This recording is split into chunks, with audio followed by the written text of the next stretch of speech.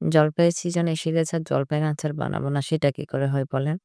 এখানে জলপাইয়ের আচার বানানোর জন্য ১ম এ সাদা সরিষার তেল ভিজিয়ে নিয়েছিলাম সকালে। আমি যেহেতু আচারটা বিকেলবেলা বানিয়েছিলাম।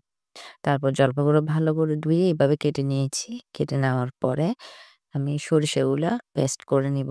পেস্ট করার জন্য ২ টা কাঁচামরিচ, ১ চিমটে লবণ দিয়েছিলাম। তারপর একটা প্যানে সরিষার তেল গরম কিছু শুকনা মরিচ ভেজে নিয়েছি। এখানে কিছু শুকনা মরিচ তুলে নিয়েছি। আর ২ টা শুকনা মরিচ রেখে দিয়েছি।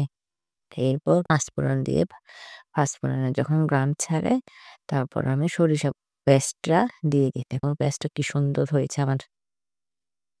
পেস্ট দেওয়ার পরে আমি এখানে লবণ দিয়ে দিই আমার পরিমাণ মতো। তারপর হলুদ দিয়ে দিই।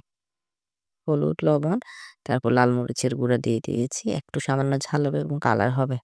তারপর জলপাইগুলো দিয়ে দিই। জলপাইগুলো এভাবে দিয়ে দিলে সিদ্ধ হয়ে যাবে। আলাদা করে সিদ্ধ করার কোনো দরকার নাই। এভাবে আমি ঢেকে দিয়ে প্রায় ৫-১০ মিনিটের মতো রেখে দিয়েছিলাম মিডিয়াম আঁচে। এরপর ঢাকনা তোলার পর দেখুন জলপাইগুলো কি সুন্দর সফট হয়ে গেছে সিদ্ধ হয়ে। তারপর আমি দিয়ে দিচ্ছি গুড়। গুড় আমি আমার প্রয়োজন অনুযায়ী স্বাদ অনুযায়ী দিয়েছি। আর আগে থেকে তুলে রাখা শুকনা মরিচগুলা হাতে একটু গুঁড়া করে দিয়ে দিই। এরপর আলগা একটু হালকা করে নেড়ে চেড়ে আবারও ঢাকা দিয়ে বসিয়ে দিয়েছিলাম। তারপর প্রায় ৫ মিনিট পরে দেখুন গুড়টা গলে গিয়ে কালারটা এরকম হয়েছে। আমি এখানে কিছু লবণ দিয়ে দিয়েছিলাম। আমার লবণ কম হয়েছে। লবণ দেওয়ার পর আচারের মসলা দিয়ে দিই। আচারের মসলা দিয়ে আস্তে করে নেড়েচেড়ে আমি আবারও রেখে দিয়েছিলাম। এরপর আর ঢাকা দিই না।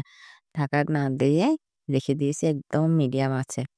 তারপর ভিনেগার দিয়ে দিয়েছিলাম ১ চামচের মতো। এভাবে আমি প্রায় ২০-৩০ মিনিটের মতো রেখে দিয়েছিলাম একদম মিডিয়াম আঁচে এবং কালারটা কি সুন্দর হয়েছে।